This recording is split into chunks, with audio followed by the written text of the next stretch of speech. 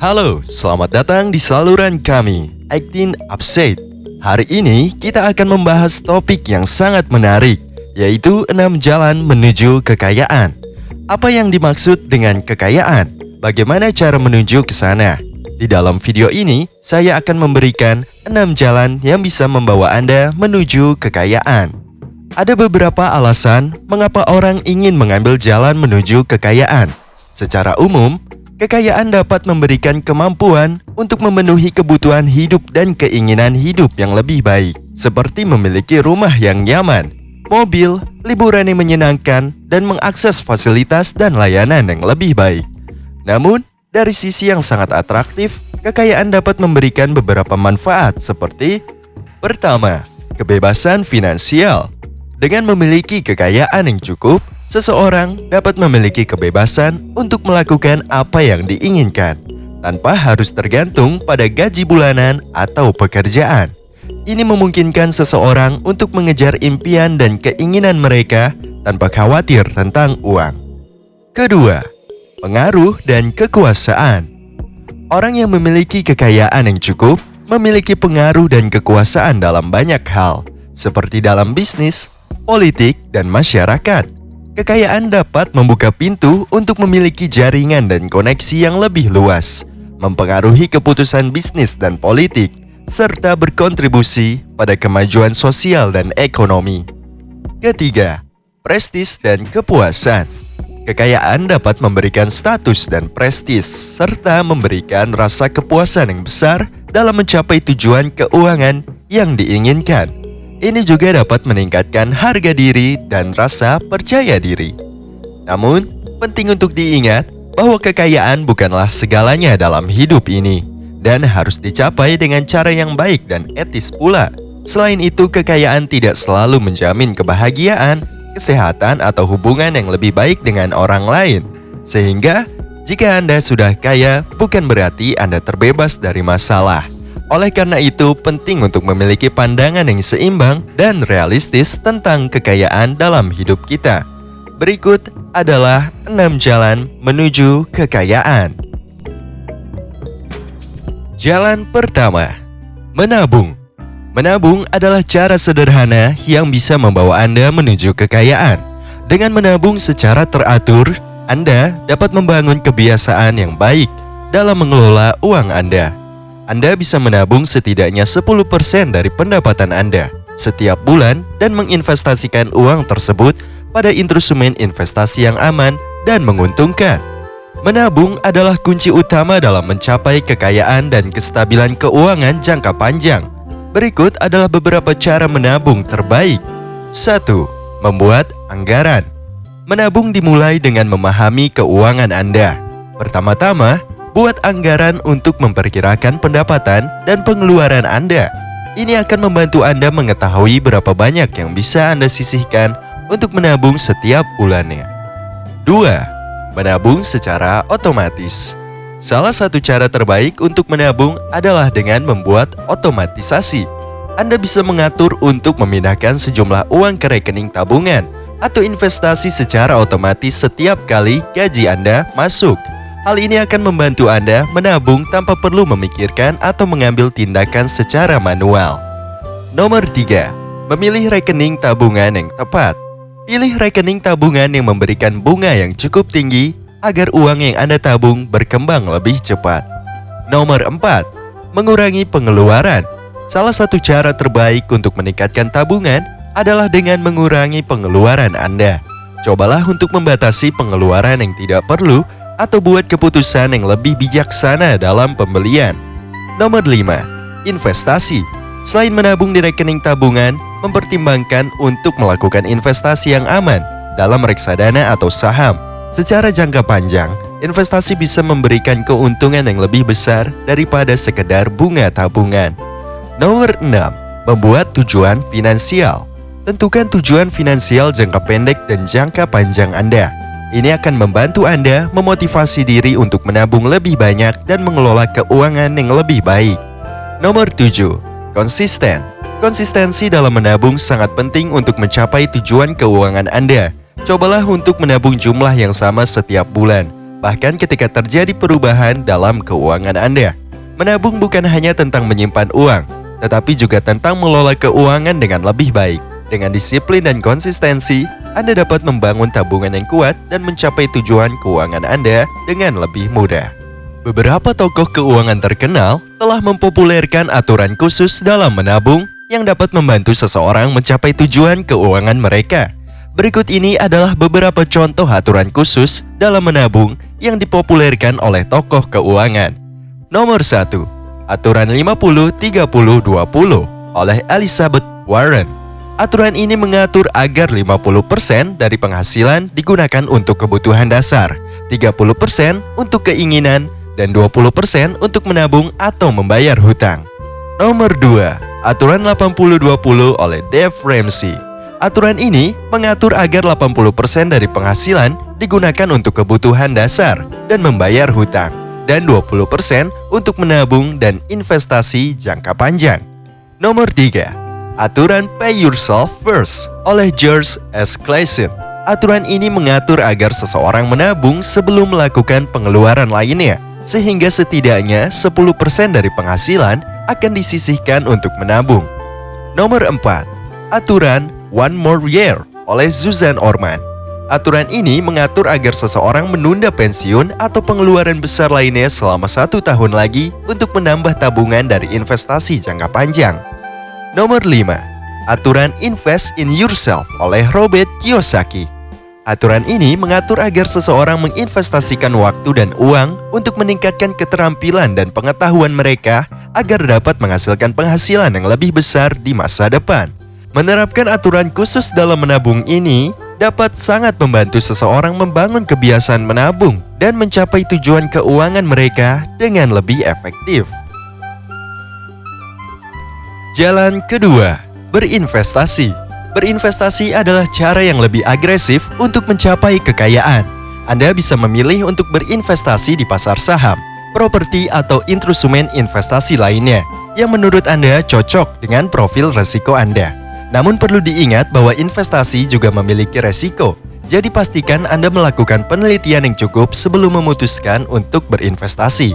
Tidak ada jenis investasi tunggal yang dapat menjamin keuntungan yang konsisten dan jarang mengalami kerugian. Semua jenis investasi memiliki resiko dan keuntungan yang berbeda-beda, tergantung pada faktor-faktor seperti pasar keuangan, kondisi ekonomi, dan resiko investasi yang diambil. Namun, ada beberapa jenis investasi yang umumnya dianggap sebagai pilihan yang lebih stabil dan cenderung memberikan keuntungan yang lebih tinggi dalam jangka panjang. Di antaranya, nomor 1, saham. Saham adalah investasi yang dapat memberikan keuntungan yang cukup besar dalam jangka panjang, terutama jika Anda berinvestasi pada perusahaan-perusahaan yang berkualitas dan memiliki potensi pertumbuhan yang baik. Namun, saham juga memiliki resiko yang cukup tinggi dan nilainya dapat berfluktuasi secara signifikan. Nomor 2, reksadana. Reksadana adalah investasi kolektif yang dikelola oleh manajer investasi profesional. Investasi dalam reksadana dapat memberikan keuntungan yang lebih stabil dan konsisten dalam jangka panjang, terutama jika Anda memilih jenis reksadana yang sesuai dengan profil risiko dan tujuan investasi Anda. Nomor 3, obligasi. Obligasi adalah surat hutang yang diterbitkan oleh perusahaan atau pemerintah untuk memperoleh dana. Investasi dalam obligasi dapat memberikan pendapatan tetap dan stabil dalam bentuk bunga yang dibayarkan secara berkala. Nomor 4, properti. Investasi dalam properti seperti membeli rumah atau apartemen dapat memberikan keuntungan yang cukup besar dalam jangka panjang, terutama jika Anda memilih lokasi yang strategis dan memiliki potensi pertumbuhan yang baik. Namun, properti juga memiliki resiko yang sangat tinggi dan membutuhkan modal yang besar. Pilihan investasi yang tepat akan tergantung pada profil resiko, tujuan investasi, dan keadaan finansial Anda. Penting untuk melakukan riset dan konsultasi dengan ahli keuangan sebelum memutuskan untuk berinvestasi pada jenis investasi tertentu.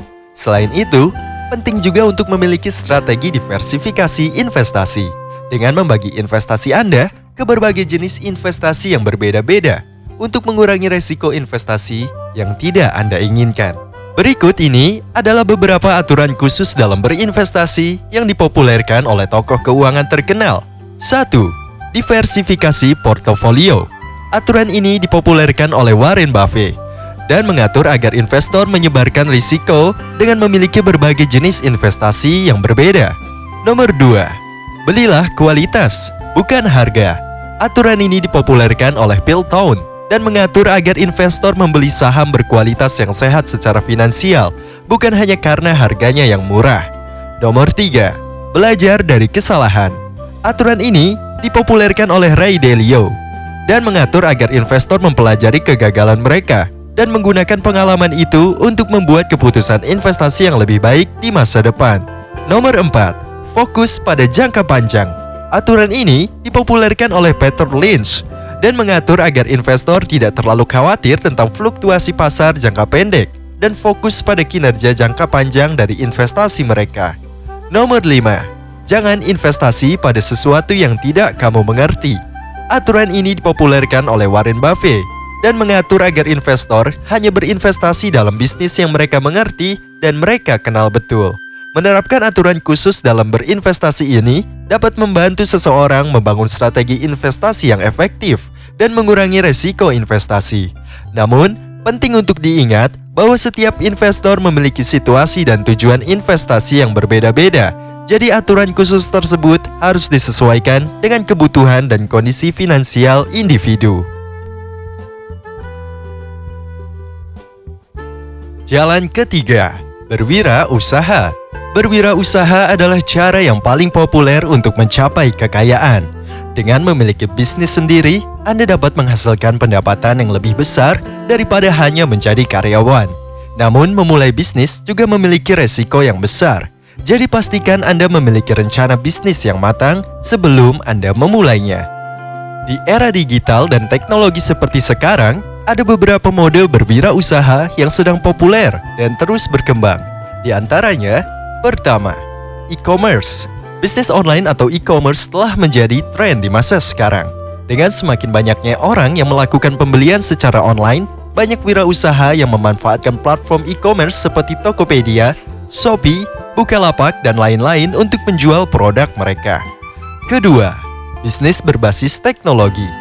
Berbagai bisnis berbasis teknologi seperti pengembangan aplikasi, software, atau layanan online seperti marketing digital, manajemen dan media sosial, atau desain grafis sedang berkembang pesat di era ini. Ketiga, bisnis berbasis kebutuhan pasar. Mempersiapkan kebutuhan pasar dan membuat bisnis yang mengatasi kebutuhan tersebut menjadi sangat penting di era ini. Contohnya adalah bisnis makanan atau minuman yang sehat dan organik, atau bisnis yang berkaitan dengan lingkungan hidup seperti pengolahan sampah dan energi terbarukan. Keempat, bisnis berbasis pengalaman. Banyak orang yang mencari pengalaman baru dan unik, sehingga bisnis yang berkaitan dengan pariwisata, kuliner, atau hiburan menjadi populer di era ini. Contohnya adalah bisnis tempat wisata yang menawarkan pengalaman yang berbeda, seperti wisata budaya atau wisata petualangan. Kelima, bisnis berbasis kreativitas. Kreativitas telah menjadi kunci penting dalam memulai bisnis di era ini. Bisnis yang berbasis kreativitas seperti fashion, seni, atau musik terus berkembang dan semakin diminati. Namun tetap diingat bahwa memulai bisnis tidak selalu mudah dan memiliki resiko yang tinggi. Penting untuk melakukan riset pasar yang mendalam, mempertimbangkan biaya dan sumber daya yang diperlukan, serta memiliki rencana bisnis yang matang sebelum hendak memulai bisnis. Salah satu kisah nyata tentang seseorang yang mulai berwirausaha tanpa modal dan berhasil meraih kesuksesan adalah kisah Rudi Sutopo, pendiri UKM Sari Roti, produsen roti yang sukses di Indonesia. Rudi Sutopo berasal dari keluarga sederhana di Jombang, Jawa Timur. Setelah lulus SMA, ia merantau ke Surabaya dan bekerja sebagai kasir di toko roti. Disinilah ia belajar mengenai proses produksi roti dan memutuskan untuk mencoba berwirausaha. Namun, Rudi tidak memiliki modal yang cukup untuk membeli peralatan dan bahan-bahan produksi. Oleh karena itu, ia memutuskan untuk meminjam mixer dan oven dari tempat kerjanya. Ia kemudian membuat roti di rumahnya dan menjualnya ke toko-toko di sekitar Surabaya. Awalnya usaha Rudi tidak seberhasil yang ia harapkan. Ia seringkali mengalami kerugian karena roti yang dihasilkannya tidak laku terjual. Namun, Rudi tidak menyerah dan terus mencoba berinovasi untuk meningkatkan kualitas dan rasa dari rotinya. usaha Rudy akhirnya mulai membuahkan hasil ketika ia menerima pesanan besar dari sebuah restoran. Pesanan ini memberikan modal awal yang cukup besar bagi Rudy untuk membeli peralatan dan bahan-bahan produksi yang lebih lengkap. Dari situlah, usaha sari roti mulai berkembang dan semakin dikenal. Kini, UKM Sari Roti telah mempunyai lebih dari 100 outlet di seluruh Indonesia dan menjadi salah satu produsen roti terbesar di negeri ini. Rudy Sutopo sendiri telah mendapatkan berbagai penghargaan, seperti penghargaan Wirausaha Muda Mandiri dan Kementerian Koperasi dan UKM, serta penghargaan Marketers Youth Choice Award. Kisah sukses Rudy Sutopo mengajarkan bahwa untuk menjadi seorang wirausaha yang sukses tidak selalu memerlukan modal yang besar. Kunci kesuksesan seseorang wirausaha adalah tekad, inovasi, dan kerja keras dalam menghadapi berbagai tantangan dan hambatan dalam mengembangkan usahanya. Jalan keempat, menambah skill. Menambah skill atau meningkatkan kualifikasi dapat membawa Anda menuju kekayaan. Dengan memiliki kualifikasi yang baik, Anda dapat memperoleh pekerjaan yang lebih baik dan berpenghasilan lebih tinggi. Selain itu, meningkatkan skill juga membantu Anda berwirausaha atau memulai usaha baru. Di era saat ini, salah satu skill yang sangat bermanfaat dan bisa meraih penghasilan tertinggi adalah kemampuan dalam bidang teknologi informasi atau IT. IT merupakan industri yang berkembang pesat, terutama dengan adanya tren digitalisasi dan transformasi digital di berbagai sektor bisnis. Beberapa skill di bidang IT yang sangat diminati dan bisa meraih penghasilan tertinggi antara lain, pertama, pengembangan aplikasi mobile. Dengan semakin tingginya penggunaan smartphone, permintaan untuk pengembangan aplikasi mobile semakin meningkat.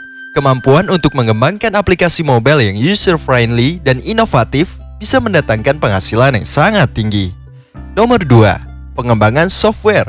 Software merupakan inti dari teknologi informasi. Kemampuan untuk mengembangkan software yang inovatif dan dapat meningkatkan efisiensi serta produktivitas bisnis sangat diminati di era digital ini. Nomor 3, pengelolaan data science.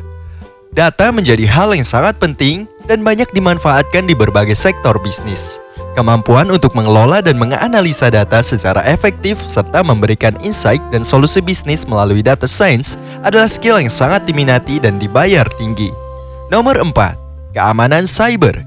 Semakin kompleksnya ancaman di dunia maya menjadikan keamanan cyber menjadi hal yang sangat penting. Kemampuan untuk mengelola dan melindungi sistem dan data dari serangan cyber adalah skill yang sangat dibutuhkan dan bisa mendatangkan penghasilan yang tinggi. Nomor 5, digital marketing. Pemasaran digital menjadi hal yang semakin penting di era digital ini. Kemampuan untuk memasarkan produk atau jasa melalui media sosial, SEO, dan strategi pemasaran digital lainnya sangat dibutuhkan dan bisa memberikan penghasilan yang tinggi. Namun perlu diingat bahwa untuk meraih penghasilan yang tinggi dalam bidang IT, diperlukan komitmen, kerja keras, serta kemampuan untuk terus belajar dan mengikuti perkembangan terbaru di bidangnya. Salah satu contoh nyata, tokoh di dalam negeri yang berhasil menjadi kaya raya setelah mempelajari satu keahlian skill khusus untuk sosial media adalah Atta Halilintar. Atta Halilintar awalnya bekerja sebagai pegawai bank. Namun pada tahun 2014, dia memutuskan untuk resign dan mulai fokus mengembangkan konten di media sosial, terutama YouTube.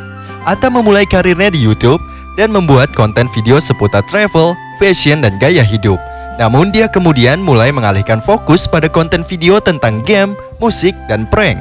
Dengan kreativitas dan keahliannya dalam mengelola media sosial, Atta berhasil menjadi salah satu YouTuber terbesar di Indonesia. Kontennya memiliki jutaan pengikut dan dia berhasil membangun bisnis yang berkaitan dengan media sosial, seperti agensi pemasaran influencer dan platform aplikasi game. Kesuksesan Atta Halilintar dalam membangun bisnis melalui media sosial membuktikan bahwa keahlian dan kreativitas dalam mengelola media sosial dapat membawa kesuksesan dan kekayaan di era digital seperti ini. Jalan kelima, memiliki penghasilan pasif.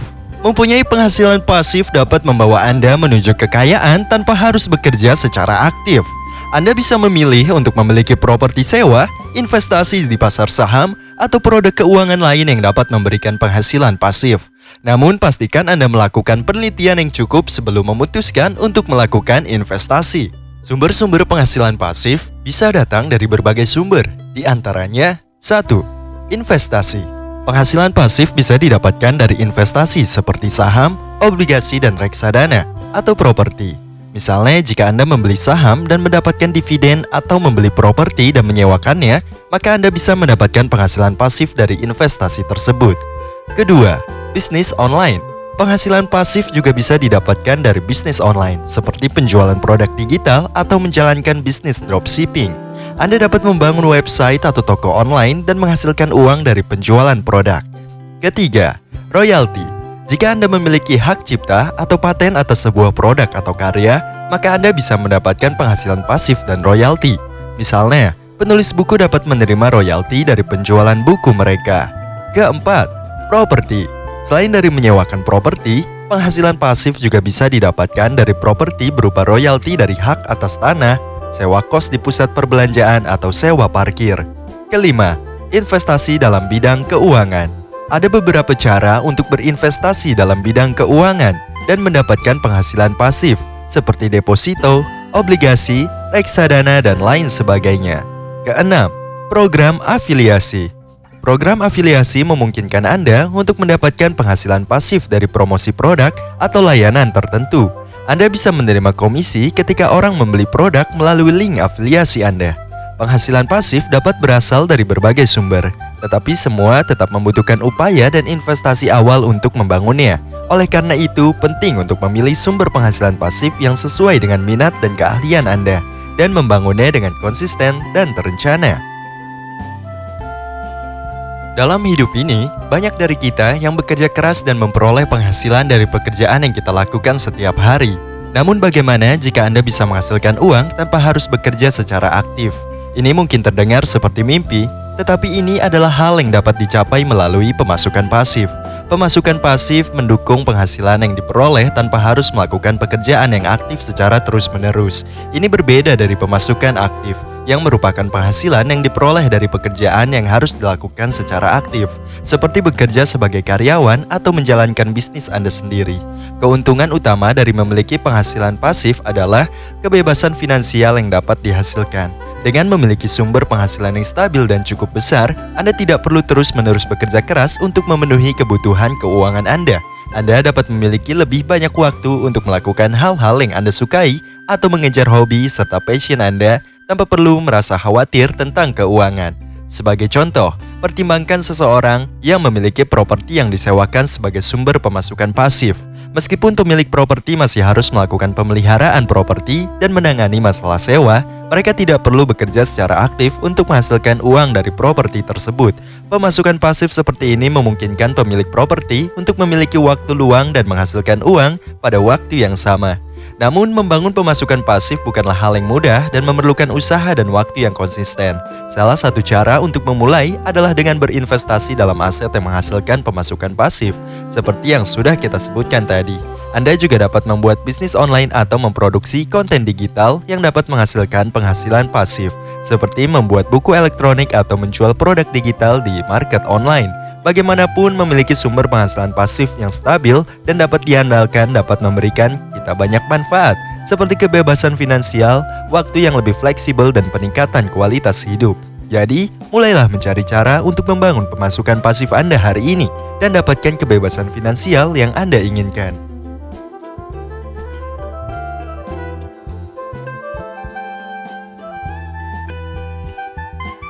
Jalan ke-6. Menjaga kesehatan finansial.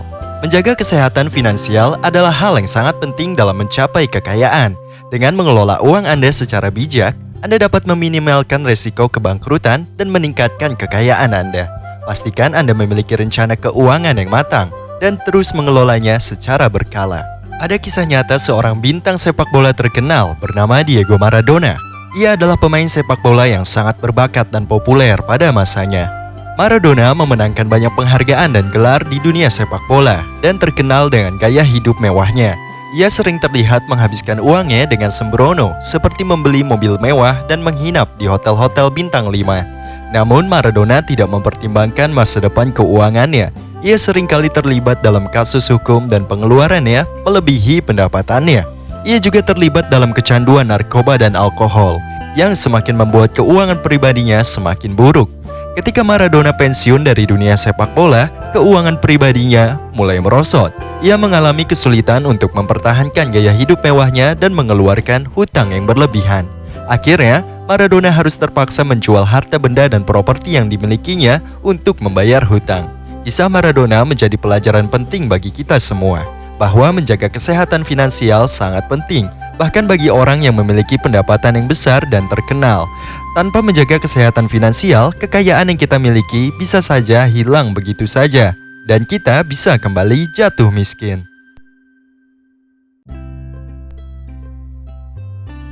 Inti dari pembahasan 6 jalan menuju kekayaan adalah bahwa ada banyak cara yang dapat diambil untuk mencapai kekayaan, dan setiap orang memiliki cara yang berbeda untuk mencapainya. Beberapa orang memilih untuk menabung, berinvestasi, atau berwirausaha. Sementara yang lain memilih untuk mencari penghasilan pasif atau membangun karir di bidang tertentu yang memiliki penghasilan tinggi. Namun terlepas dari jalan yang dipilih, ada beberapa prinsip dan keterampilan yang perlu dikuasai untuk mencapai kekayaan. Kita perlu belajar untuk mengelola keuangan dengan bijak, mengambil resiko yang tepat dalam berinvestasi, memiliki mentalitas yang positif dan pantang menyerah, serta mempelajari keterampilan yang diperlukan untuk sukses di bidang yang kita pilih. Intinya, mencapai kekayaan bukanlah hal yang mudah, tetapi dengan kerja keras, kesabaran, dan pengetahuan yang tepat, siapapun bisa mencapainya. Dan yang terpenting, kita harus selalu mengingat bahwa kekayaan bukanlah segalanya dalam hidup, dan ada hal-hal yang jauh lebih penting dalam hidup kita, seperti kesehatan, keluarga, dan kebahagiaan. Teman-teman, saya tahu mencapai kekayaan tidaklah mudah dan bisa menjadi proses yang sangat menantang. Namun jangan biarkan ketakutan atau kekhawatiran menghalangi Anda dari meraih impian dan tujuan keuangan Anda. Ingatlah bahwa setiap orang memulai dari awal, dan perjalanan menuju kekayaan adalah tentang tekad dan kerja keras. Tentukan tujuan Anda dengan jelas, belajarlah tentang investasi dan cara mengelola keuangan Anda dengan bijak, meskipun ada kemungkinan mengalami kegagalan atau kesalahan di sepanjang jalan. Jangan biarkan itu membuat Anda menyerah. Teruslah belajar dan teruslah berusaha. Selain itu, ingatlah bahwa kekayaan sejati bukan hanya tentang uang, tetapi juga tentang keseimbangan hidup yang sehat dan bahagia. Jangan korbankan kesehatan atau hubungan sosial Anda demi mendapatkan kekayaan. Belajarlah untuk menyeimbangkan keuangan Anda dengan kesehatan fisik dan mental, serta hubungan dengan keluarga dan teman-teman. Saya percaya bahwa jika Anda memilih untuk mengambil langkah-langkah kecil dan konsisten untuk mencapai tujuan keuangan Anda, maka Anda bisa meraih kesuksesan dan kebahagiaan finansial yang Anda impikan. Jangan menyerah, teruslah berjuang, dan selamat mengejar impian kekayaan Anda. Sekali lagi, jangan takut untuk bermimpi besar dan mengejar kekayaan yang Anda impikan. Ingatlah, tidak ada yang tidak mungkin di dunia ini jika Anda bersedia berusaha dengan keras dan mengambil tindakan yang tepat. Semua orang yang sukses di dunia ini pernah memulai dari nol dan melewati banyak rintangan dan tantangan. Namun mereka tidak menyerah dan terus berjuang hingga mencapai kesuksesan yang mereka idamkan. Jangan biarkan ketakutan atau rasa tidak mampu menghalangi Anda untuk meraih kekayaan. Terus belajar dan mengasah keterampilan Anda. Jangan ragu untuk memulai bisnis atau investasi. Dan jangan lupa untuk menjaga kesehatan finansial Anda. Dengan tekad yang kuat dan komitmen yang tinggi, Anda bisa meraih kesuksesan finansial dan hidup yang lebih baik. Jadi, jangan menyerah dan teruslah berjuang. Ingatlah, setiap langkah kecil yang Anda ambil menuju kekayaan akan membawa Anda lebih dekat pada impian Anda. Dan suatu hari nanti, Anda akan merasa bangga pada diri sendiri karena telah mengambil keputusan dan tindakan yang tepat untuk hidup lebih sejahtera dan bahagia. Saya tahu mungkin sebagian besar dari kita tidak terlahir dari keluarga kaya raya. Bahkan mungkin beberapa dari kita pernah mengalami kesulitan finansial. Namun saya percaya bahwa siapa saja bisa meraih kekayaan jika kita memiliki tekad dan konsistensi untuk mengambil langkah-langkah menuju ke sana. Dalam video ini, saya ingin menginspirasi teman-teman dengan 6 jalan menuju kekayaan yang sudah saya bahas sebelumnya. Tapi sebelum kita lanjut, saya ingin menyampaikan bahwa tidak ada yang salah dengan menjadi orang biasa seperti kita yang berjuang untuk meraih sukses finansial.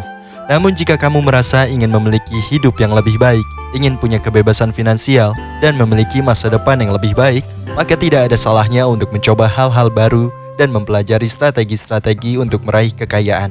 Saya berharap video ini bisa menjadi sumber inspirasi dan motivasi untuk kamu. Jangan pernah menyerah pada impianmu dan teruslah berusaha. Ingatlah bahwa kesuksesan dan kekayaan tidak datang secara instan, tetapi dengan kerja keras, konsistensi, dan ketekunan, kamu bisa meraihnya. Jadi, mari kita bersama-sama belajar dan berjuang untuk meraih kekayaan dan hidup yang lebih baik. Terima kasih telah menonton video ini, dan sampai jumpa di video selanjutnya.